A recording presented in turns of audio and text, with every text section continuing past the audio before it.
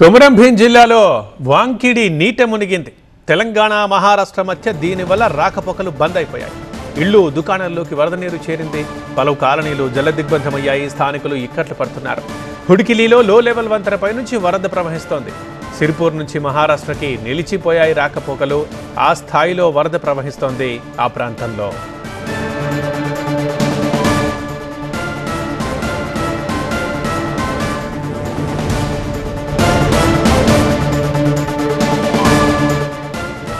మనం చూస్తున్న విజువల్స్ కొమరం భీం జిల్లాలోని వాంకిడి ఊరికి సంబంధించినవి. అది పూర్తిగా నీళ్లలో మునిగుండడం మనం చూస్తున్నాము. నీట మునిగింది వాంకిడి. సో అక్కడ మెయిన్ ప్లేసెస్ అయినా ఆ బస్ స్టాండ్ కావచ్చు, లేదా అక్కడ ఉండే రోడ్డు మీద ఉండే షాపులు కావచ్చు, ఎక్కడ దాకా నీళ్ళు వచ్చాయో మనకు క్లియర్గా కనిపిస్తుంది. ఆ స్థాయిలో అక్కడ వరద ప్రవహిస్తోంది. అసలు రోడ్డు మొత్తం మునిగిపోయింది, కనిపించట్లేదు. ఇళ్ళు దుకాణాల్లోకి వరద నీరు వచ్చేసింది. ఇక జలదిగ్బంధమైపోయాయి కాలనీలు కూడా. ఇక స్థానికులు, షాపులు, వ్యాపారులు చాలా ఇబ్బందులు పడుతున్నారు. అసలు ఇవాళ మండే. ఇటు హుడికిలిలో కూడా ఒక లో లెవెల్ వంతెన ఉంది, దానిపై నుంచి వరద ప్రవహిస్తోంది. దీంతో సిరిపూర్ నుంచి మహారాష్ట్రకి నిలిచిపోయాయి రాకపోకలు. ఆ స్థాయిలో వర్షం పడింది. ఆ స్థాయిలో ఇప్పుడు వరద ప్రవహిస్తోంది అక్కడ.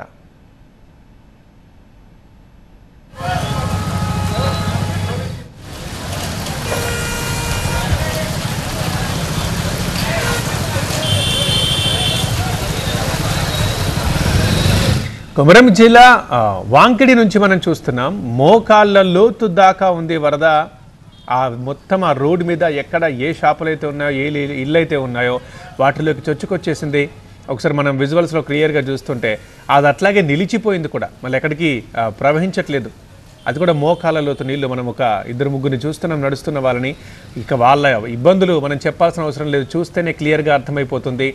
ఇక షాపులు అయితే తీసి పెట్టుకున్నారు, కానీ అప్పటికే షాపు లోపలికి నీరు వచ్చేసింది. అటు ఇళ్ళల్లో కూడా నీరు వచ్చింది. అక్కడ సామాను కూడా మునిగిపోయింది. సో వంట చేసుకోవాలన్నా, బయటకు వెళ్ళాలన్నా, అక్కడే ఇళ్ళల్లో ఉండాలన్నా, షాపులు తీయాలన్నా, తీయకపోవాలన్నా కూడా అన్ని ఇబ్బందులు పడుతున్నారు వాంకిడి ఊరి ప్రజలు. ఏ స్థాయిలో అక్కడ పూర్తిగా అది మెయిన్ ప్లేస్, అది సెంటర్, అది వాంకిడిలోని ఆ సెంటర్ ప్లేస్లో చౌరస్తా దగ్గర ఏ స్థాయిలో వరద నీళ్ళు వచ్చి ఉన్నాయనేది మనం చూస్తున్నాం. ఇక దీనివల్ల అక్కడి ప్రజలు ఏ ఇబ్బందులు పడతారు, ఎట్లాంటి అవస్థలు పడతారు అనేది వాళ్ళని అడిగి తెలుసుకోవాల్సిన అవసరం లేదు. మనం క్లియర్గా విజువల్ చూసి, ఫోటో చూసి మనం చెప్పుకోవచ్చు. రైట్ సైడ్ చూస్తున్నాం, అక్కడ వరద ఏ మేర ప్రవహిస్తుందో. ఇది హుడికిలీకి సంబంధించింది. హుడికిలీ రైట్ సైడ్ బాక్స్ ఇది. అదే కొమరం భీం జిల్లా హుడికిలీలో అక్కడ వరద వంతెన పైనుంచి ప్రవహిస్తుంది. ఇది మనం చూస్తున్నది.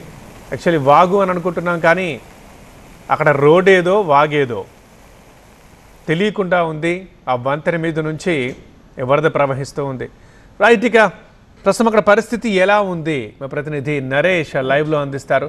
నరేష్, వాంకిడి అండ్ హుడికిలి చూస్తున్నాం, ఇప్పుడు ఎలా ఉంది? సో అవి లేటెస్ట్ విజువల్సేనా? మొత్తం మోకాళ్ళలో దాకా నీళ్లున్నాయి. ఏంటి పరిస్థితి ఇప్పుడు అక్కడ?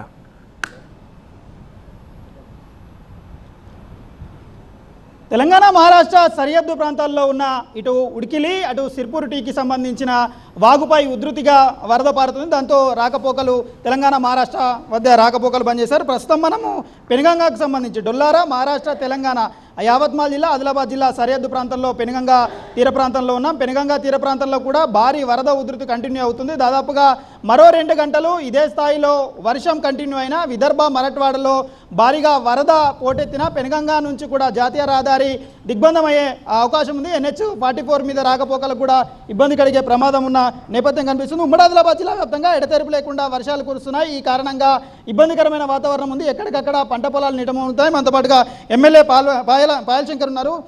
ఈ మేజర్గా ఆదిలాబాద్ నియోజకవర్గం, ఆదిలాబాద్ జిల్లా ఎఫెక్ట్ అవుతుంది. పెనుగంగా ప్రవాహం కారణంగా, వరద ఉధృతి కారణంగా పంటలన్నీ నష్టపోతున్నాయి. ఎలాంటి పరిస్థితి ఉంది ఆదిలాబాద్లో? దాదాపు 3 రోజుల నుంచి కురుస్తున్నటువంటి భారీ వర్షాల వల్ల ఆదిలాబాద్ అంతా కూడా దాదాపు అతలాకుతలమయ్యింది.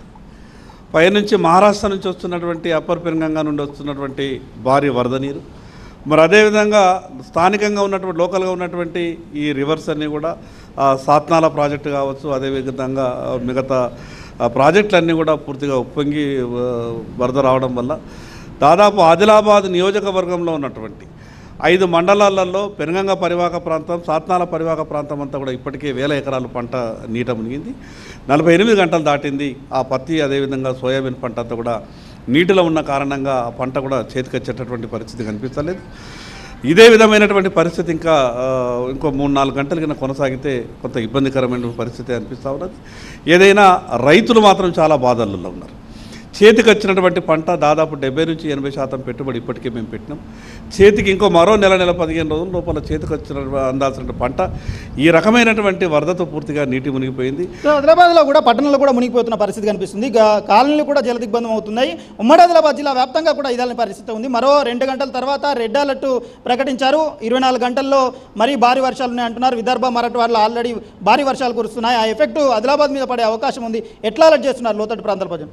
తప్పకుండా ఆదిలాబాద్ పట్టణం అంతా కూడా దాదాపు 3 రోజుల క్రితం కురిసినటువంటి వర్షంలో సగం పట్టణం అంతా కూడా నీట మునిగింది. నాలాలన్నీ కూడా ఎక్కడికక్కడ కబ్జాకైన కారణం కావచ్చు, అతి వర్షం కావచ్చు, ఏదైనా ఇబ్బందికరమైన పరిస్థితిలో ప్రజలు ఉన్నారు.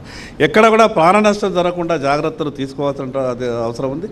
ఇప్పటికే జిల్లా అధికార యంత్రాంగం అంతా కూడా ఎక్కడికక్కడ మండల స్థాయిలో కూడా వాళ్ళ పర్యటనలు, మిగతా క్షేత్రస్థాయిలో నేను కూడా ప్రతి దగ్గరికి వెళ్తున్నప్పుడు రైతులు ప్రత్యేకంగా విపరీతమైన బాధలలో వాళ్లకు భరోసా ఇచ్చే విధంగా ప్రభుత్వం నుండి ఒక ప్రకటన రావాలా.